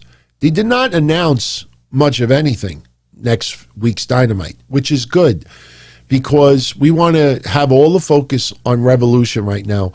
And you don't want to tip your hat at all as far as what matches could go down as a result of Revolution. So they are keeping their lips shut. And it's going to be really interesting to see ratings next week. I think NXT has an excellent chance next week of beating AEW in the ratings. Now, obviously, if NXT moves to Tuesday night, it'll be a moot point. But you know that sooner or later it's going to happen. They move it to another night. It's not news. I mean, until it's official, it's not news. It's rumors. But common sense. I mean, we've talked about it for 6-7 months now. It's common sense. They're going to move to a different night. And it said it's only Tuesday or Thursday that would happen. So it will be interesting if NXT moves to Tuesday. What happens with my show? I don't think I'm going to do a recap on Tuesday night. I do Patreon on Tuesdays. I'm not changing that. But, doing 2 shows on a Tuesday, I don't think so. So maybe I'll still recap NXT on Wednesday. Maybe I do a little pre-recap. I don't know. Until that happens, moot. Yes, till that happens. It's a moot point right now until it happens. By the way, we are the A-Team. That is the plate for tonight. I'll give you a little preview of the plate for tomorrow. We're going to throw this one. I've always wanted to throw this on my car, by the way, and drive down the street and see if anybody can figure out what that is. So anyway, ratings. We're about to go off the air. We're right at the 2-hour mark. Ratings. You remember last week, I missed AEW's rating by 3,000. I missed NXT's rating by, I think, 5,000 or 6,000. So I was this close on both. So what was last week's? Hold on. Let me see if I have last week's rating. Do I have last week's? It's probably on this picture. What was last week? Last week was lower right-hand corner. Last week, AEW was 828. That's right. I predicted 831. And they got 828. And then I predicted, I think, 736 for NXT, and they did 740. This week, I think AEW definitely increases. Shaq and Jade Cargill versus Cody and Red Velvet will definitely give them a big boost for quarter 1 and quarter 2. So I say AEW definitely goes up this week. I think, believe it or not, I don't want to say they're going to do 900,000. That would be huge if they did, because the second hour, I don't know, just felt a little bit lacking for AEW, and the main event choice was really confusing. So I'm going to say 879. 879. And believe it or not, that might actually be a little bit low. But I'm going to go 879 for AEW. I think the first 2 quarters are going to be phenomenal. 879, even though I think it could possibly break 9, but I'm going to stick with 879. Near Rolf, God bless you, man. Do I think NXT should move to a different night? Everyone will give you probably about 25 episodes where I've said yes, Tuesday or Thursday. And we've talked about it for 6 or 7 months straight. It's going to happen. I said it would happen before June of this year. It's going to happen. It's necessary. There's no reason to split the viewers. There's no reason to do that. Just get some AEW fans to watch NXT on a Tuesday. You might get them to stick. Get some NXT fans to watch AEW on a Wednesday night. Maybe they stick. There's no, win or, we force people to go to a different night. No, cocksuckers, pardon my French. They go to a different night. Now we don't have to channel surf as much. Now I don't have to watch 2 TV shows at the same time and take 2. I hope people understand how difficult it is to take 2 sets of notes and be detailed about it. You do this and then something happens there. So honestly, I think it's better for all of us. I really do. Roger Rubio. What did Roger say over here? Hold on. Let me pull up Roger. Roger Rubio. Shout out to Roger. He says, just getting off a stressful day at work. Can't wait to catch up with the show and the download. Yeah, Roger, you'll enjoy it. I think we had a lot of fun tonight. I think we gave a lot of props where it's needed. Again, I'm sorry about the little small banner tonight. It's I was messing around with some stuff, and for some reason, the usual banner is just stuck on old stuff. So I had to use this one tonight. But I'm playing around. I'm always trying to tweak things, see if we could get it. But I think you'll enjoy today's show. I really do. So getting back to the ratings, as I said before, I think, what did I say before? 879? I'll up it a little bit. I'll say 881. Now watch, they get 879. So I'm going to say, no, I'll stick with 879. No, I'll go with 881. We'll stick with 881. Now you see the 2 extra thousand. That's because of Roger's comment. 881. Last week, NXT, oh wait, that's the preview for tonight. NXT scored last week 740. 740. By the way, did you notice last week they did the same camera angle with Ray Phoenix's Sting? That's why I put them side by side. I don't know if anybody noticed that last week. So NXT last week did 740. The main event was strong. But I'm telling you, that opening quarter is going to hurt NXT more than you could imagine. Some of the matches tonight were okay. I think NXT's rating goes down. Even though they had a great main event, and even though we had, some fun moments, I think NXT's rating goes down. I think NXT goes down to, I'll even be fair about this. I'm going to say NXT goes down to 688. 688. So I'm saying what? 891 to 6. Wow. That's about 1.6 million viewers. Okay, no, yeah. 891 to 688. I'll go with that. 891 to 688. The grizzled young veterans. Hey, grizzled shit. Seriously. Grizzled young veterans. What does that even mean? Just think about it. Grizzled young veterans. Young veteran. Was that the same like I'm skinny fat? The grizzled young veterans. You ain't going nowhere. I hate to say it, but so anyway, I think that's it for tonight. Remember, 24 hours from now, well, actually 22 hours from now, I will be back here. I get to sit back, relax, no notes, ask me anything, Q&A, chat, whatever you want to talk about, news, sports, personal stuff, politics, anything. Nothing is out of bounds. We'll do another contest tomorrow night, Who Am I? And tomorrow you get a choice. If you tune in late, you get a choice. Either the prize wheel, I could show it to you. Either the prize wheel, I spin the wheel and whatever the money lands on, you win. Or if you don't want the prize wheel, we got that thing. And I have the balls.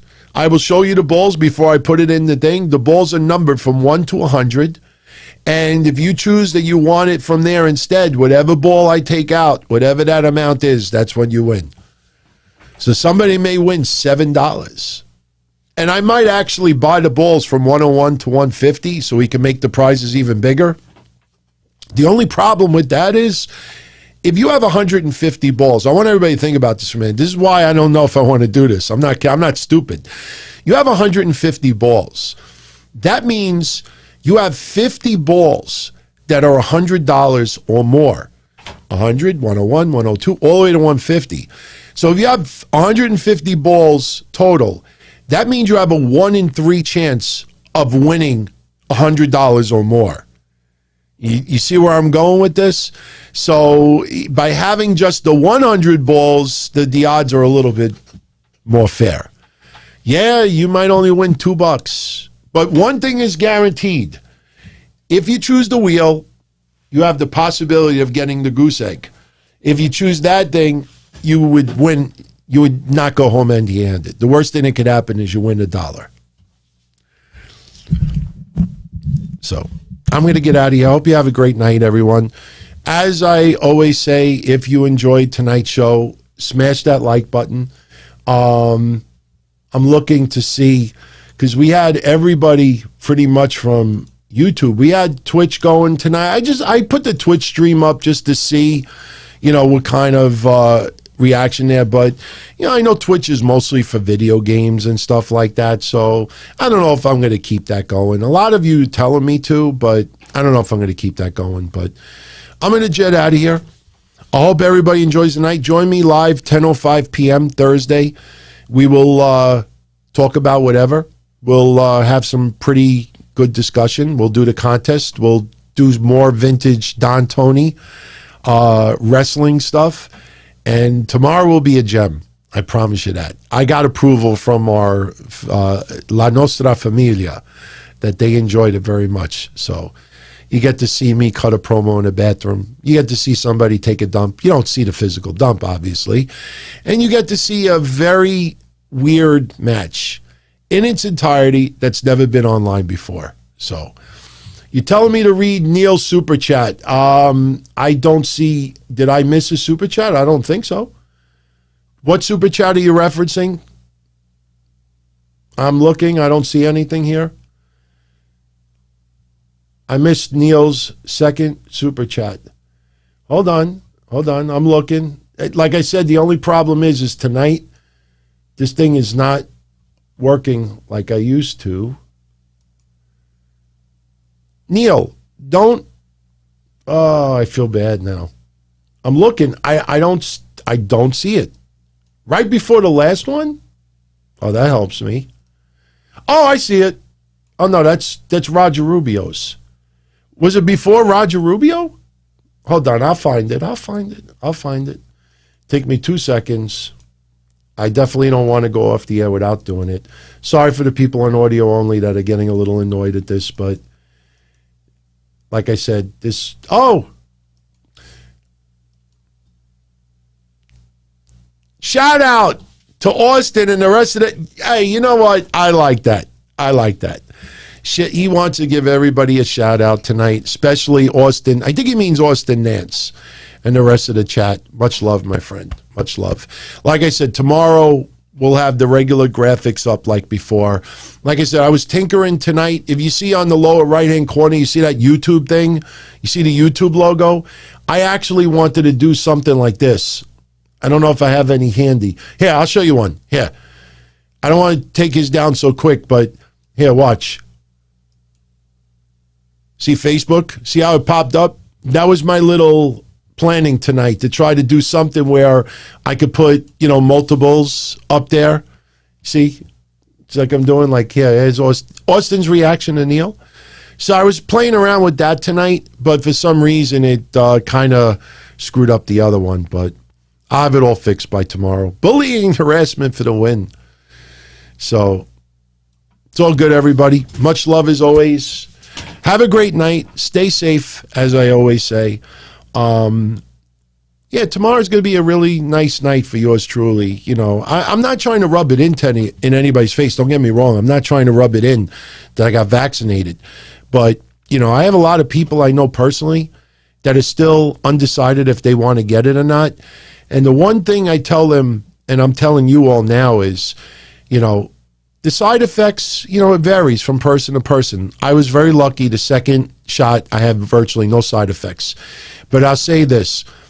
You walk out of the appointment, even after the first shot, that you get an overwhelming feeling of reassurance that now you have some protection towards this virus.